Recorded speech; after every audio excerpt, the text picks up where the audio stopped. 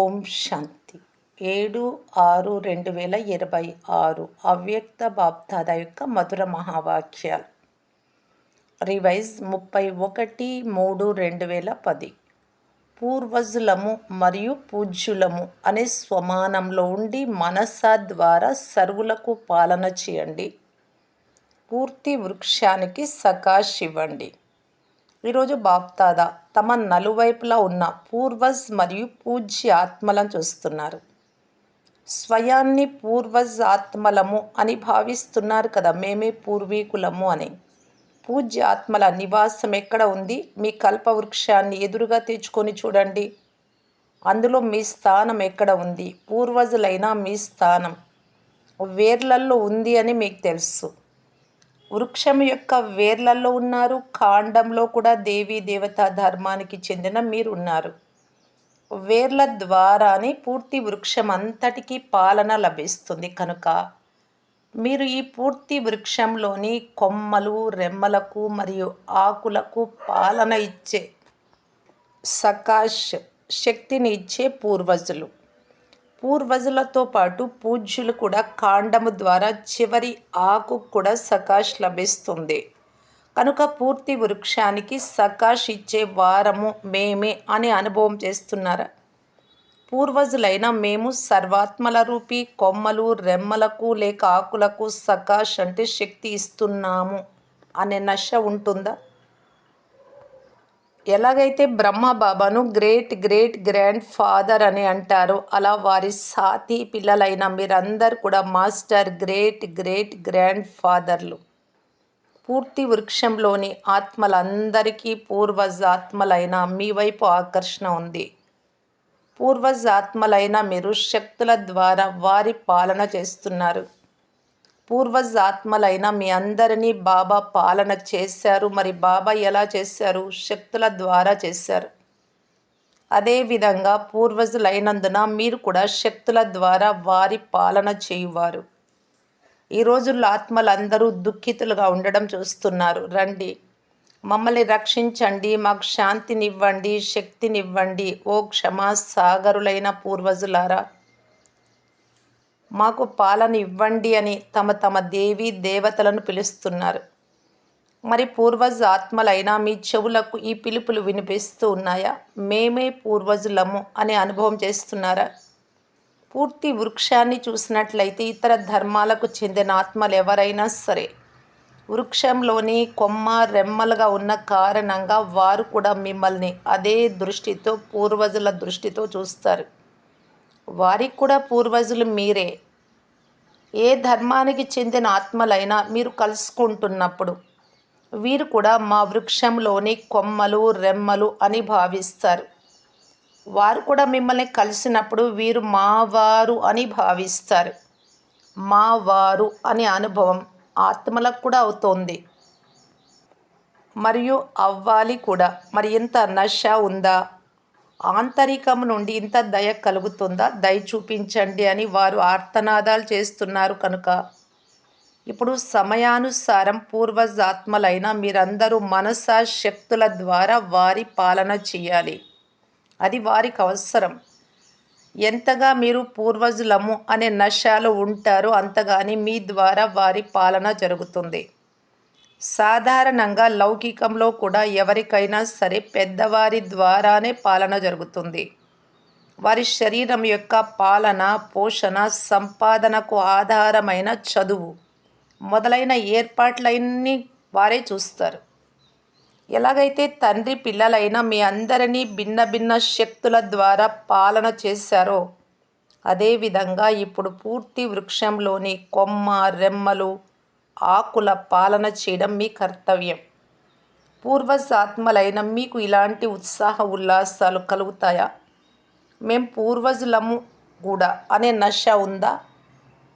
చూడండి, పూర్తి డ్రామా అంతటిలో ఆత్మలైన మీకు ఎంత నియమానుసారం పూజ జరుగుతుందో అలాంటి పూజ ఏ మహాత్ములకు, ధర్మపితలకు కూడా జరగదు. నియమపూర్వకంగా హారతి ఇవ్వడం, నైవేద్యం పెట్టడం, ఇటువంటి పూజ మీకు తప్ప మరెవ్వరికీ జరగదు. అంతేకాక నియమపూర్వకంగా కీర్తనలు కూడా జరుగుతాయి. మరెవ్వరికి ఇటువంటి మహిమ జరగదు కనుక మీరు పూర్వజులతో పాటు పూజ్యులు కూడా. డ్రామాలో మీ వంటి పూజ మరియు మహిమ మరెవ్వరికీ లేదు. ఇటువంటి పూర్వజ్ మరియు పూజ్యాత్మలైన మిమ్మల్ని చూసి బాప్దాదా చాలా సంతోషిస్తూ ఉన్నారు. వాహ్! వృక్షమంతటికీ పూర్వజులు మరియు పూజ్యులైన ఆత్మలు వాహ్ అనే పాట పదే పదే తండ్రి హృదయంలో మ్రోగుతూ ఉంది.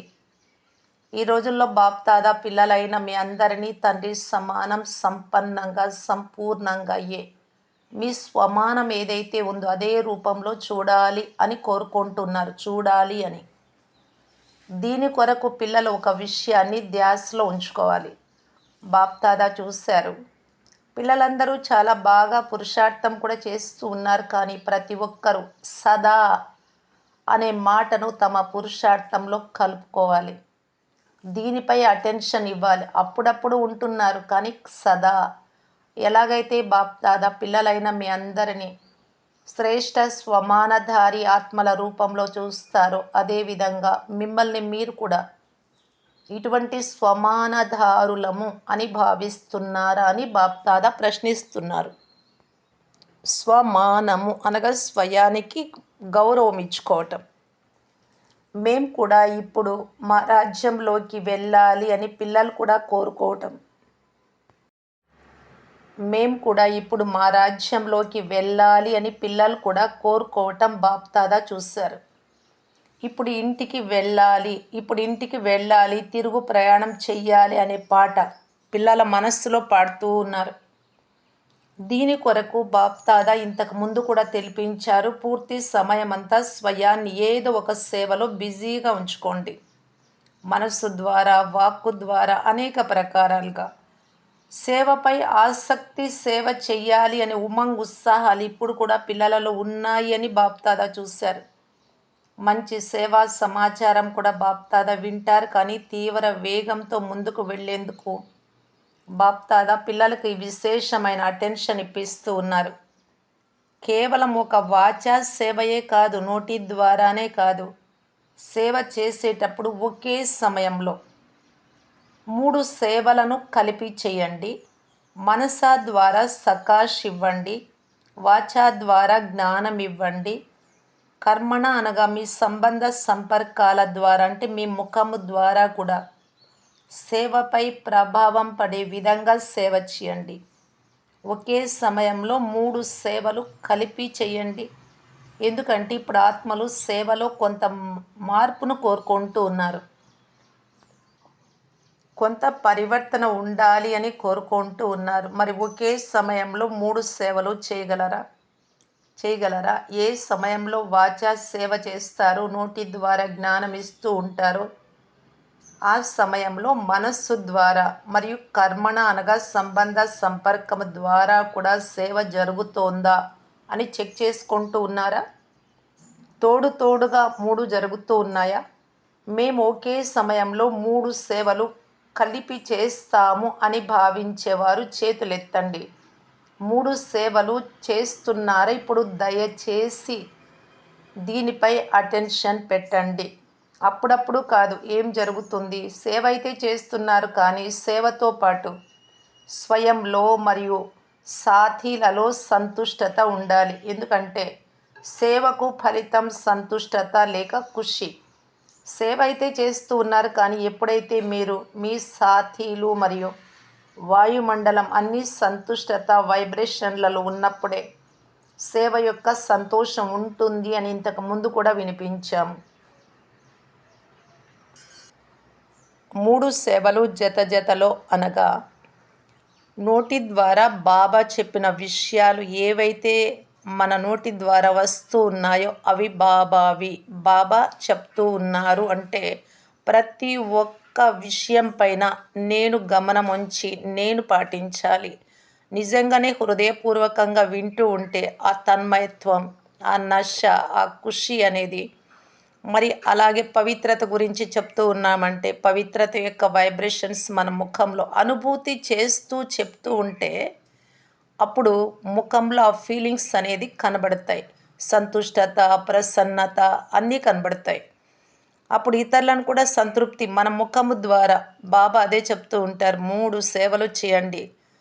వాచా ద్వారా సేవ చేయండి, జ్ఞానం ఇవ్వండి, మనస్సు ద్వారా శక్తులను ఇవ్వండి. అంటే ఎవరికైతే చెప్తూ ఉన్నామో వారి పట్ల వీరు ఇలాగే ఉండిపోవాలి, పాటించి తీరాలి, ఇలా భావన ఉండాలి. హృదయపూర్వకంగా ఇంట్లో పిల్లలకి ఎలా చెప్తారో తల్లి తండ్రి వీరు పాటించి తీరాలి అని మనస్సులో గాఢంగా ఉంటూ చెప్తారు. కాబట్టి ప్రభావం పడుతుంది. అలా చెప్పాలి. ఎందుకంటే అందరూ మనవారే, ఆత్మ సంబంధమే అందరూ.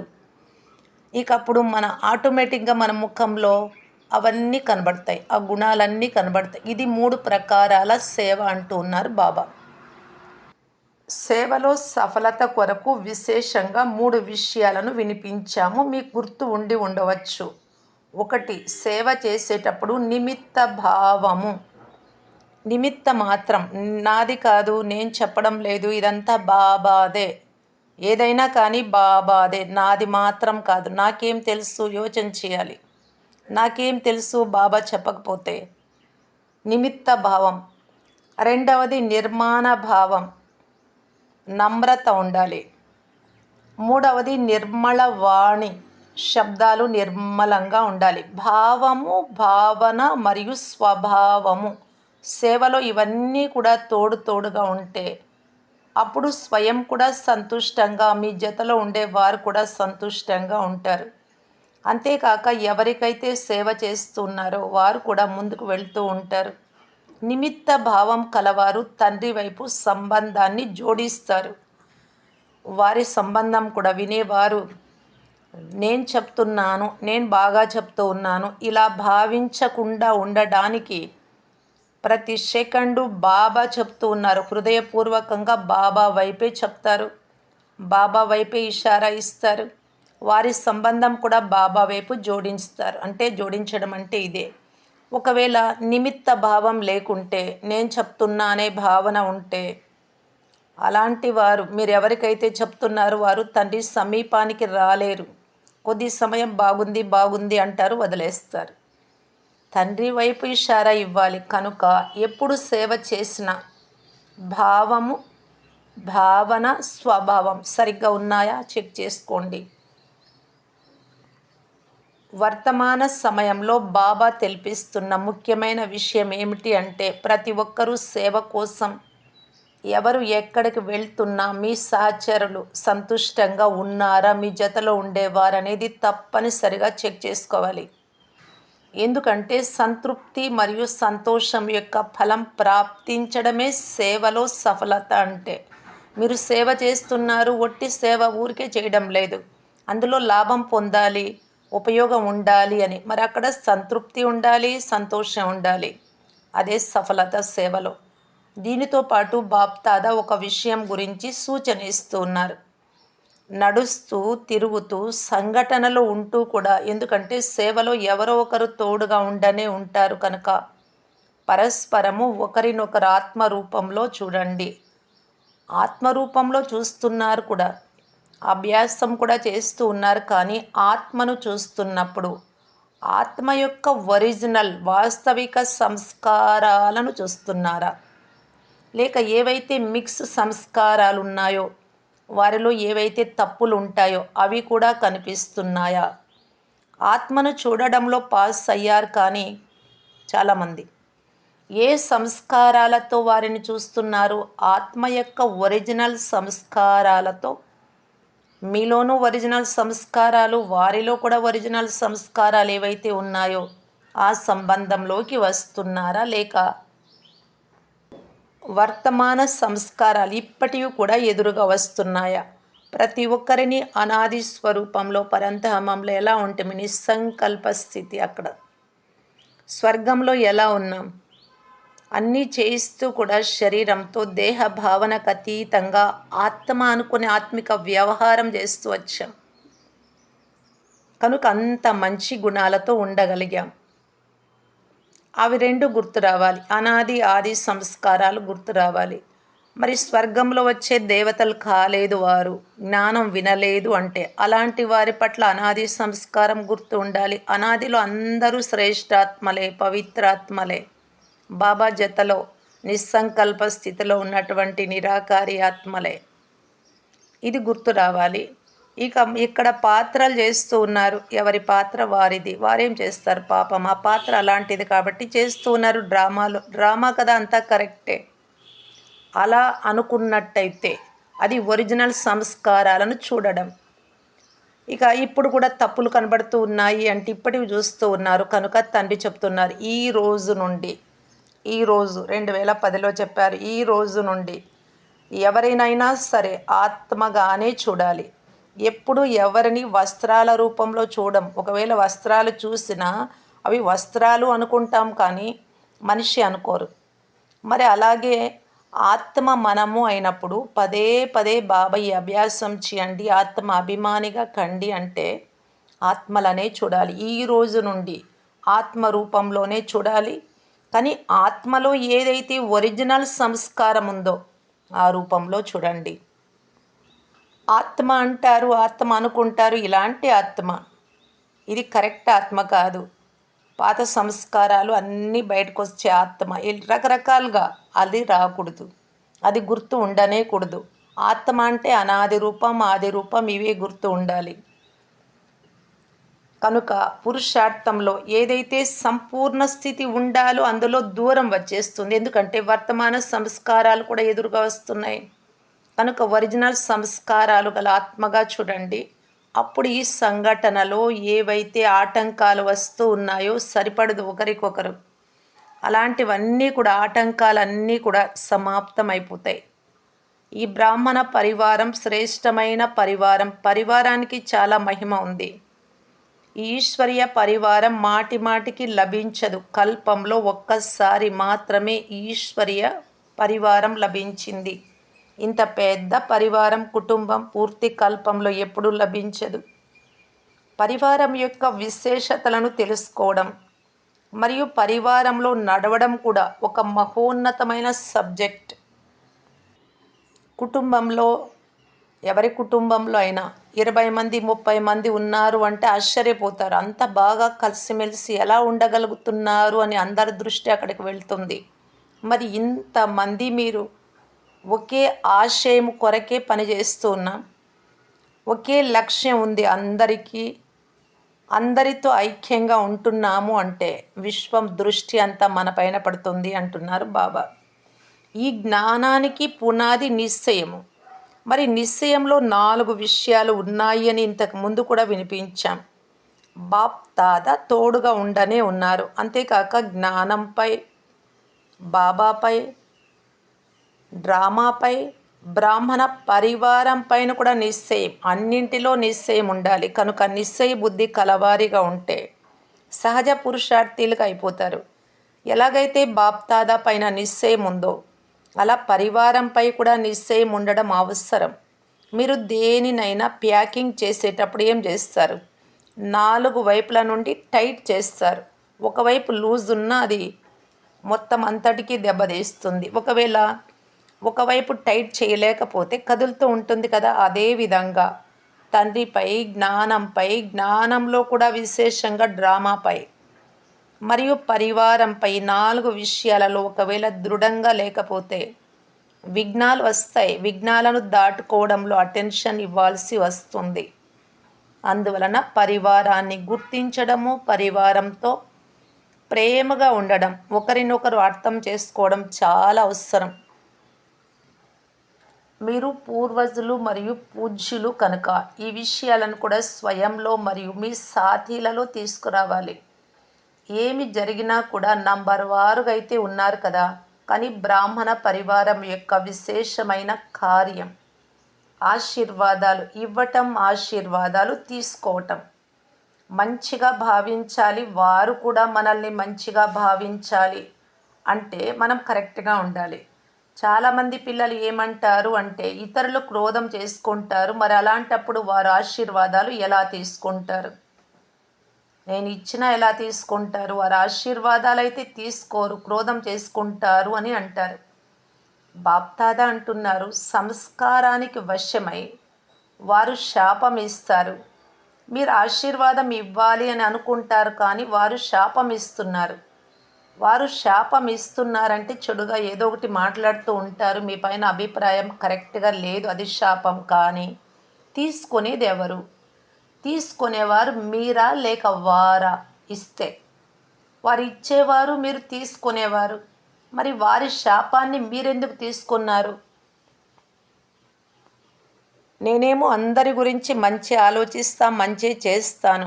వారెందుకు అలా ఉన్నారు? వారు కరెక్ట్గా లేరు నా పట్ల అంటే బాబా అంటారు, నువ్వు ఇస్తూ ఉండు, మంచి చేస్తూ ఉండు, సంస్కారాలను ఇప్పటివి చూడొద్దు అని బాబా ముందే చెప్పారు. అనాది ఆది సంస్కారాలను చూడు, ఒరిజినల్ సంస్కారాలు అవి.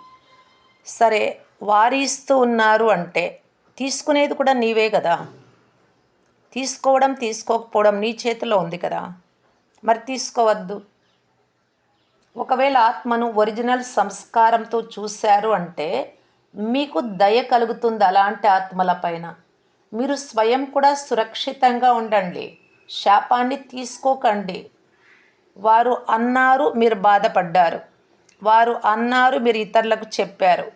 మనస్సులో మననం ఎప్పుడో ఒకసారైనా జరుగుతూ ఉంటుంది. అప్పుడు మీరు తీసుకున్నట్టు తీసుకోకండి.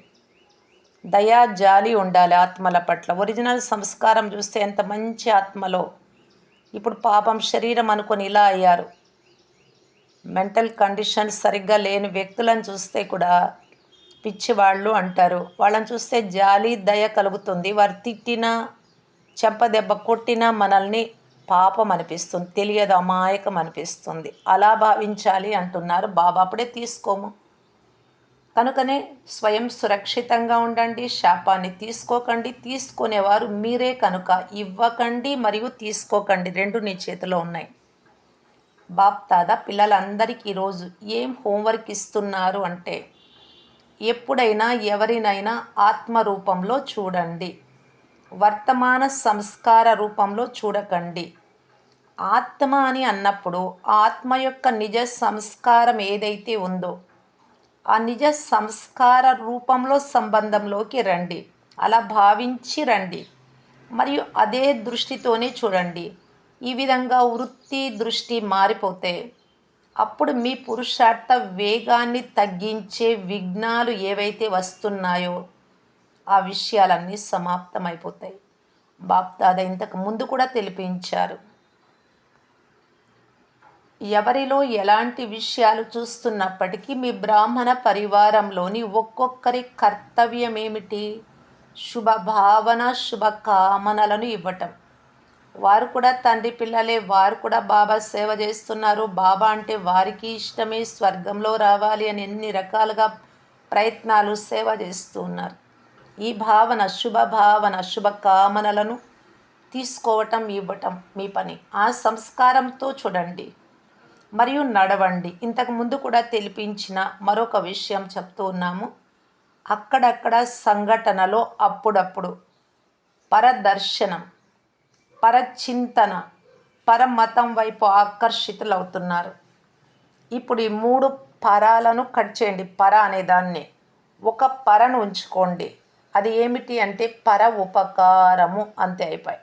ఇంకా పరాయి వారే లేరు. అప్పుడు పరులకు ఉపకారం చేయాలి, మనవారు అనుకుంటాం. అప్పుడు ఖచ్చితంగా మంచి కోరుతాం, మంచే భావిస్తాం. బ్రాహ్మణుల స్వభావం ఏమిటి? పరోపకారం. పరదర్శనం ఎందుకు చూస్తారు? వారిని ఎందుకు దర్శనం చేసుకుంటారు? ఈ పర అనే దాన్ని కట్ చేయండి. ఈ దేహం అనే పరాయి దానిని కూడా, ఇది కూడా దేహం పరాయిదే, దీన్ని కూడా పరాయి లిస్టులోకి వేయండి అంటారు బాబా. ఈ 3 చాలా నష్టపరుస్తాయి. పరదర్శనము, పరమతము, ఇతరుల అభిప్రాయం ప్రకారం నడవకండి. దేహ అభిమానంతో కూడినటువంటి ఆలోచనలు కూడా ఆసురీ గుణాలు, ఆసురీ సంస్కారమే, అది కూడా పరాయిదే, దాన్ని కూడా రానివ్వకండి. బ్రాహ్మణాత్మలైన నా స్వమానం పరోపకారి అని మీ స్వమానాన్ని సదా స్మృతిలో ఉంచుకోండి. మరుసటి సీజన్లో బాప్దాదా పిల్లలు ప్రతి ఒక్కరిలో, మరుసటి సీజన్ అంటే 2011లో ఈ పరివర్తన చూడాలి అని అనుకుంటూ ఉన్నారు. ఇప్పుడు ఎన్ని విషయాలు తెలియజేశారు. ఆశీర్వాదాలు ఇవ్వాలి, తీసుకోవాలి, 3 రకాల సేవలు చేయాలి, పరదర్శనం, పరమతం, పరచింతన వదిలి పరోపకారి కావాలి. ఇవన్నీ కూడా మీరు ఆచరణలోకి తీసుకురావాలి అంటున్నారు. బాప్దాదా అభినందనలు తెలియజేస్తున్నారు.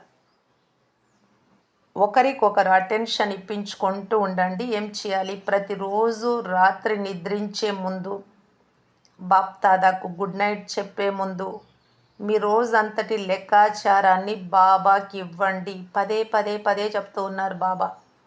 మంచి చేసినా చెడు చేసినా ఏది చేసినా సరే ఆ లెక్కాచారాన్ని బాబాకు ఇచ్చేసి హృదయపూర్వకంగా మీ బుద్ధిని ఖాళీ చేసుకొని గుడ్ నైట్ చెప్పి తండ్రి స్మృతిలోనే నిద్రపోండి.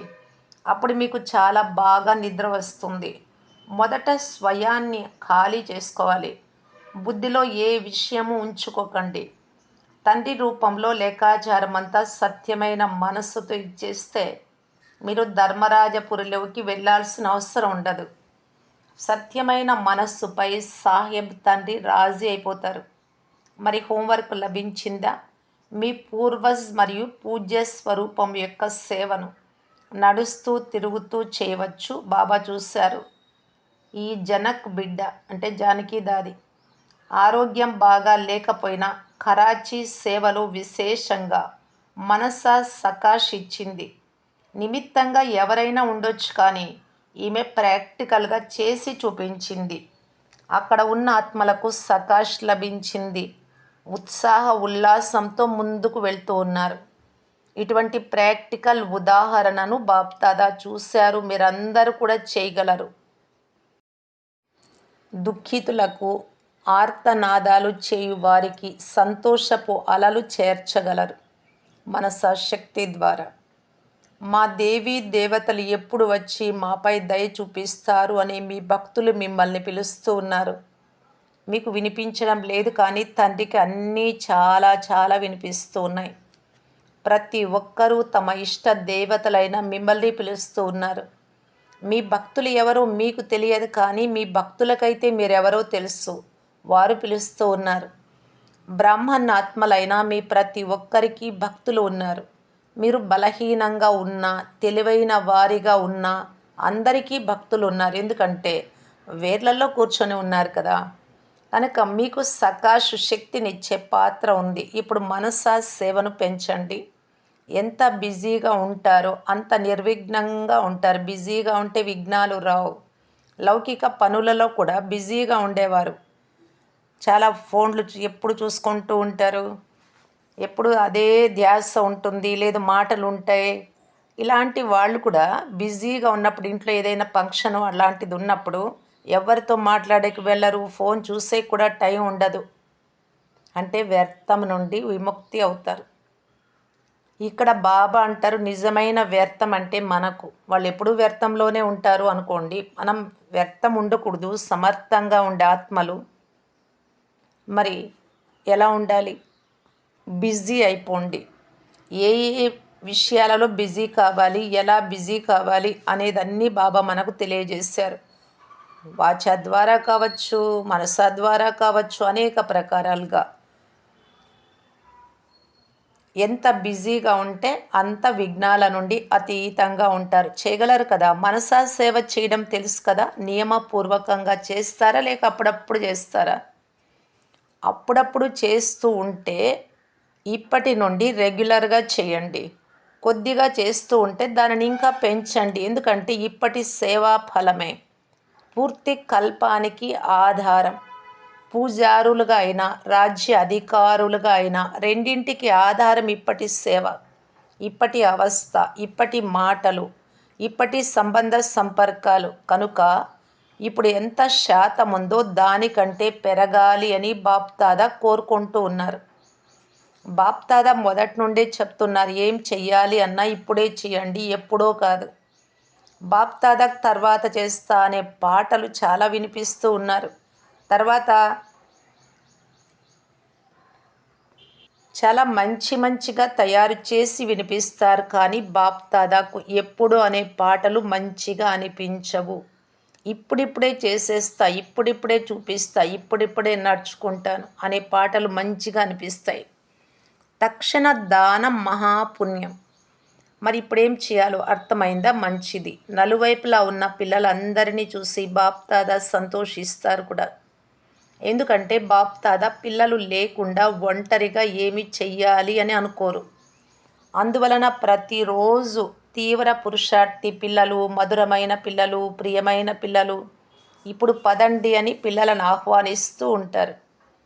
నలువైపులా ఉన్న పిల్లలకు సన్ముఖంలో కూర్చొని ఉన్న ఎదురుగా మధుబన్లో మరెక్కడ వారి వారి స్థానాలలో కూర్చొని ఉన్నా అందరికీ తండ్రి స్మృతి ఉంది. తండ్రికి కూడా ఎవరు గుర్తు ఉన్నారు? నలువైపులా ఉన్న పిల్లలు గుర్తు ఉన్నారు. ఎందుకంటే పిల్లలు ప్రతి ఒక్కరూ తండ్రి సమానంగా అవ్వాల్సిందే అనే ఆశను పిల్లలందరి పట్ల తండ్రి ఉంచుకుంటారు. పిల్లలందరిపై తండ్రికి ఏవైతే ఆశలు ఉన్నాయో, పిల్లలైతే నంబర్ వారుగా ఉన్నారు అని బాబాకు తెలుసు. అయినప్పటికీ తమ నంబర్ అనుసారం సంపన్నంగా అయితే అవ్వాల్సిందే కదా. ఇప్పుడు క్లర్కు అంటారు, ఆఫీసరు అంటారు. ఆఫీసర్కి తగ్గట్టు ఆఫీసరు మార్కులు రావాల్సిందే, అన్ని మార్కులు. క్లర్కుకు తగ్గట్టు రావాల్సిందే, జవానుకు తగ్గట్టు రావాల్సింది. ఇప్పుడు జవాన్లు కూడా అంటే 10th క్లాస్ ఉండాలి అంటే అందులో కూడా రావాల్సిందే కొన్ని మార్కులు. అలాగా ఎవరికి వాళ్ళు సంపూర్ణం, ఏ పదవికి తగ్గట్టు వాళ్ళు అలా సంపన్నంగా కావాల్సిందే. పిల్లలు ఏమేం చేస్తూ ఉన్నారు అని ప్రతి ఒక్కరి పురుషార్థాన్ని కూడా తండ్రి చూస్తారు. తండ్రికి చాలా ప్రేమ కలుగుతుంది. పిల్లలు శ్రమ చేస్తున్నప్పుడు వీరు శ్రమ నుండి విడుదలైపోవాలి, ప్రేమలో లీనమైపోవాలి అని పిల్లలపై చాలా ప్రేమ కలుగుతుంది. ప్రేమలో మెజారిటీ ఆత్మలు పాస్ అయ్యారు, కానీ విషయాలలోకి వచ్చినప్పుడు తండ్రిని మర్చిపోతారు. నలువైపులా ఉన్న పిల్లలు బాప్దాదా యొక్క పదమాపదం రెట్ల ప్రేమను మరియు హృదయపూర్వక ప్రేమను స్వీకరించండి. యజమానులైన పిల్లలందరికీ తండ్రి లక్షలాది అభినందనలు తెలియజేస్తూ ఉన్నారు. ఎగురుతూ ఉండండి, ఎగిరిస్తూ ఉండండి, మంచిది. వరదానము: స్వ ఆత్మస్థితి ద్వారా సర్వ పరిస్థితులను దాటుకునే నిరాకారి అలంకారీ భవ. ఎవరైతే అలంకారులుగా ఉంటారో వారు ఎప్పుడూ దేహహంకారులుగా అవ్వలేరు. నిరాకారి మరియు అలంకారిగా ఉండడం, ఇదే మన్మనాభవ మరియు మధ్యాజీభవ. ఎప్పుడైతే ఇటువంటి స్వస్థితిలో సదాస్థితమై ఉంటారో అప్పుడు సర్వ పరిస్థితులను సహజంగానే దాటుకునేస్తారు. దీని ద్వారా వారి పాత స్వభావాలు సమాప్తమైపోతాయి. స్వయంలో ఆత్మభావాన్ని చూసుట వలన భావ స్వభావాల విషయములు అన్నీ సమాప్తమైపోతాయి. అంతేకాక పరిస్థితులను ఎదిరించేటటువంటి సర్వశక్తులు స్వయంలో వచ్చేస్తాయి. స్లోగన్: సంకల్పము అనే ఒక్క అడుగు మీది అయితే మంచి సంకల్పం. బాబా చెప్పిన శ్రీమతం ప్రకారం సంకల్పము అనే ఒక్క అడుగు మీది. సహయోగం అనే 1000 అడుగులు తండ్రివి. ఒక అడుగు ముందుకు వేస్తే మంచి మార్గంలో 1000 అడుగులు ముందుకు తీసుకెళ్తారు బాబా. అవ్యక్త ఇషారా: సదా హర్షితంగా ఉండేందుకు మీ స్వభావాన్ని సరళంగా ఈజీగా చేసుకోవాలి, సహనశీలురుగా కావాలి. ఈ విషయాల గురించి బాప్దాదా తెలియజేస్తున్నారు. ఎవరైతే తమ లేక ఇతరుల గతించిన విషయాలను, గడిచిపోయిన విషయాలను చూడరో, గడిచిపోయిన ఏ విషయం గుర్తుంచుకున్నా లాభం లేదు. అది తెలుసు. సెకండ్లో ఫుల్ స్టాప్ పెట్టాలి. ఎవరైతే పెడతారో ఫుల్ స్టాప్, తమవి ఇతరులవి కూడా చూడకుండా వారు సరళ చిత్తులుగా ఉంటారు. సరళంగా ఉండాలి అంటే ఇది ముఖ్యమైన విషయం. మనవి ఇతరులవి గతించిన విషయాలు గుర్తుపెట్టుకోకూడదు. ఎవరైతే సరళ చిత్తులుగా ఉంటారో వారి నయనాల ద్వారా, ముఖము ద్వారా, నడవడిక ద్వారా మధురత మరియు హర్షిత ముఖత ప్రత్యక్ష రూపంలో కనిపిస్తాయి. ఇటువంటి సరళ చిత్త స్థితి కలిగిన వారు ఇతరులను కూడా సరళ చిత్తులుగా తయారు చేస్తారు. సరళ చిత్తము అనగా ఏ విషయాలను వింటారో, చూస్తారో, చేస్తారో అవన్నీ సారయుక్తంగా ఉండాలి మరియు సారాన్ని తీసుకోవాలి. ఓం శాంతి.